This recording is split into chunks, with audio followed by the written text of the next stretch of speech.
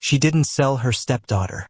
She gave her away for free, to a homeless man who knocked on the door asking for food. And the girl went. The house on Clover Ridge Lane looked like the kind of place where nothing bad could ever happen. White shutters, a porch with potted plants, a welcome mat that said "Home Sweet Home" in faded yellow letters. People drove past it and thought, somebody happy lives there. They were wrong. Inside that house lived a 21-year-old named Jade, and she had not been happy in a very long time. Jade had her mother's eyes, wide, dark, and deep, the kind of eyes that noticed everything. She kept her hair pulled back because there was never time to fix it. She wore the same 3 shirts on rotation. She woke up at 5:30 every morning without an alarm because her stepmother, Renae, expected breakfast on the table by 6. Jade's real mother died when Jade was 7. Her father remarried 2 years later. Then her father got sick. Then her father died too. And after the funeral, when the last relatives drove away and the house went quiet, Renae looked at Jade for a long time. Not with sadness. With calculation. That was 4 years ago. Since then, Jade had become something Renae didn't have a word for publicly. But privately, in the way she spoke to her, the word was clear. Burden. Jade cooked. Jade cleaned. Jade ran every errand. She had a college degree sitting in a folder in her drawer that Renae had never once asked about. She had applied for 3 jobs the year before. Renae had thrown away 2 of the callback letters without telling her. Jade didn't know that yet, but she was about to find out something much worse. It was a Tuesday afternoon in late October when everything changed. The sky was flat and gray. Renae was on the couch watching a home renovation show with the volume up loud. Jade was in the kitchen pressing a damp cloth to a burn on her wrist from the oven rack when she heard it. A knock at the door. Then a voice. Low, rough, a little tired. "Ma'am? Sorry to bother you. I haven't eaten since yesterday. Anything you could spare, I'd be grateful." Renae muted the TV. She stood up slowly, smoothed her shirt, and walked to the door with the expression she always wore when she was about to enjoy herself at someone else's expense. She opened it. The man standing on the porch was maybe 26. Tall, thin in the way people get when they've missed too many meals. His jacket was too big for him. His shoes had a split along the left toe. But his eyes, steady, quiet, not desperate, didn't match the rest of him. His name was Cory. He'd been homeless for almost 3 years. Renae looked at him the way she looked at bugs she found in the kitchen. "You're young," she said. "Why aren't you working?" "I'm looking, ma'am.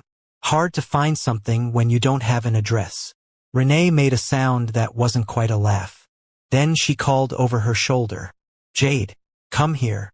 Jade came out of the kitchen wiping her hands on a dish towel. She looked at the man on the porch. He looked back at her. Neither of them said anything. "Pour him some water," Renae said. Jade went and got a glass. She brought it out and handed it to him. He took it carefully with both hands like it was something fragile. "Thank you," he said. Not to Renae, to Jade. Jade nodded and started to step back inside. And then Renae said it, casually, like she was deciding what to order for lunch. "Take her." Cory blinked. "Excuse me?" "Her." Renae pointed at Jade. "Take her with you. She's yours. Consider it charity." The dish towel fell out of Jade's hand. She turned to look at Renae and waited for the part where she said she was joking. Renae was not joking. "She's 21. She eats my food. She uses my water. I've been carrying her for 4 years and I'm done." Renae's voice was completely flat. "You want something from this house? Take her." "I'm not. I can't." Cory shook his head. "I don't even have a place to sleep." "Not my problem," Renae said. She looked at Jade. And Jade saw it then. Not anger, not guilt, not even discomfort. Nothing.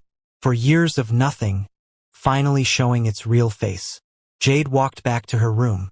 She stood in the doorway for a moment and looked at it. The narrow bed. The folded quilt her real mother had made. The stack of library books on the floor. The framed photo of her father on the nightstand. She picked up the photo. She set it back down. Then she pulled her backpack out from under the bed and started packing. 3 shirts. 1 pair of jeans. Her college folder. The quilt. She shoved it in even though it barely fit. And one book. Just one. The Alchemist. Her mother had read it to her before she got sick. She zipped the bag. She walked out. Cory was still on the porch, standing there like he wasn't sure if this was real. Jade stepped past him, down the 2 porch steps, and started walking toward the end of the driveway. He followed. Behind them, Renae closed the door. They heard the lock click. Neither of them spoke for the first 10 minutes. They walked side by side down Clover Ridge Lane, past the identical houses with their identical lawns, until the neighborhood thinned out and the sidewalk turned uneven. Finally, Cory said, "You didn't have to come. I know. You could go back. Tell them what she did. Someone would help you." Jade looked at the cracked sidewalk under her feet. "She's been doing it for 4 years," she said quietly. "Nobody helped me then." Cory didn't have an answer for that. They kept walking. By the time the sun started to drop, they'd reached the edge of downtown, the part of the city most people drove through without looking. An old bus depot, a shuttered laundromat, a parking structure with half its lights burned out. Cory stopped outside the parking structure. "3rd level," he said. "It's dry. Warmer than the street." Jade nodded like this was normal. They found a corner spot behind a concrete pillar. Cory had a sleeping bag. He gave it to her. She started to protest. He shook his head once and sat down with his back against the pillar and his jacket pulled tight. "In the dark," he said. "What was it like? Before she got like that?" Jade thought about it. "I don't think there was a before," she said. "I think I just kept hoping I was wrong about her." Cory nodded slowly. "I used to do that too," he said. She looked at him. "With who?" "My uncle. Took me in after my parents were gone. I thought, at least I have somebody. Then one day I came home and the locks were changed and my stuff was in a trash bag on the porch." Silence. Car moved somewhere far below them. A pigeon shifted on a beam. "Why were you begging on that street?" Jade asked. "Specifically that street." "Random," he said. "I walk until I find somewhere that doesn't feel hostile." He paused. "Your porch had flowers." Jade almost laughed. Came out strange. Cracked and surprised, because she hadn't laughed in so long she'd almost forgotten what it felt like. "I planted those," she said. "I know," he said. "Nobody who hated that house would have planted flowers." She looked at him for a long moment. Then she pulled the quilt out of her backpack and threw half of it across his lap. He didn't say anything. He didn't have to. The next morning, Jade was already awake when a pale gray light started coming through the open sides of the parking structure. Cory was still asleep. She sat with her knees pulled up, watching the city start to move below. Her mind was already working. She thought about Cory's hands the night before, when he described washing dishes at a restaurant, carrying crates, fixing a roof once for a man who then refused to pay him. He wasn't lazy. He wasn't broken in the way she'd expected. He was just someone who'd been failed by everyone who was supposed to catch him. "I know that feeling," she thought. When he woke up, she had a plan. "There's a distribution warehouse on Kellner Street," she said. "I walked past it 100 times. They always have a sign. Day labor. Cash." Cory rubbed his face. "They won't hire me. Look at me. You have good hands," she said. "And you show up. That's more than half the people they'd hire." He looked at her like she was saying something in a language he'd never heard before. They went. The hiring manager, a thick man named Dale who had a coffee stain on his shirt and zero patience, took one look at Cory and started shaking his head. Jade stepped forward. 3 days, she said. "Give him 3 days. If he's not your best worker, I'll apologize in writing." Dale squinted at her. "Who are you?" "I'm the one making sure you don't miss out on someone reliable." Dale stared. Then he pointed at Cory. 3 days. Don't be late." Outside, Cory stopped walking. "Why are you doing this?" Jade kept moving. "Because someone should have done it for me."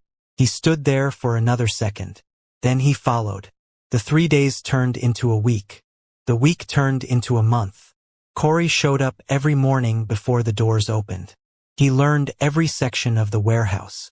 He lifted, sorted, counted, carried. When other workers cut corners, he didn't. When Dale needed someone to stay late, Cory raised his hand. At night, Jade taught him things. They'd pooled their cash, her savings from small gigs she'd done before, his first paychecks, and rented a room above a dry cleaner on Mott Street. It was small enough that you could touch both walls if you stretched your arms out. The radiator made a sound like a dying animal. The window faced a brick wall. They loved it. At night, Jade spread notebook paper on the floor and taught Cory to read with more confidence. He could read basic things already, but slowly, haltingly, and he'd been embarrassed by it his whole life. She went at his pace, never rushed, never made him feel small. He sat with his tongue between his teeth, working through words. When he got a hard one right, he'd look up and grin big, unguarded like a kid. She'd look back like she was seeing something that had always been there, just buried. One night, he was practicing writing his own name. His handwriting was unsteady, large, the letters leaning like they were falling into each other. He stared at it and said, "Look stupid." "It looks like you're learning," Jade said. "Which is better than not." He was quiet. Then, "Nobody ever sat with me like this." She didn't say anything back. She just pressed the pencil back into his hand and pointed at the next word. But her throat was tight, and she had to look away so he wouldn't see. 2 months in, Dale promoted Cory to floor supervisor. He came home and stood in the doorway. Jade looked up from her book. He said I was the most reliable person he'd hired in 6 years. She stood up. He was trying to hold it together and failing. His jaw was working. His eyes were bright and wet. She crossed the room and hugged him. Not carefully. Not with any hesitation. Hard. Like she was trying to make sure it was real. He held on. Outside, someone honked. A train went past.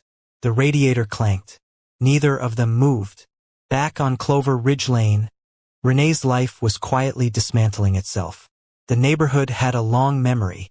People talked. The woman who gave away her stepdaughter to a homeless man on the porch.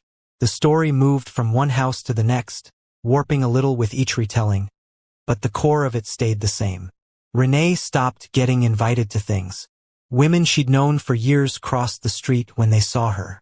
Her book club quietly removed her from the group chat. She told herself she didn't care. She cared deeply, and the money was getting bad. There was a loan she'd taken, secured against documents she didn't have full rights to sign. The lender, a man named Garrett who wore too much cologne and smiled with his eyes closed, had started calling twice a day. Then he started coming by. Then one Thursday morning, he showed up with a man in a suit. Renae opened the door and immediately tried to close it again. The man in the suit held up a document. "Ma'am, the county has an interest in this property. We're going to need you to step outside." By the time Jade and Cory drove down Clover Ridge Lane that afternoon, it was almost over. They weren't there for any of it. They were actually there to drop off a box of Jade's things she'd remembered leaving in the hall closet. A box her neighbor Miss Tanya had called her about, the one who had a spare key.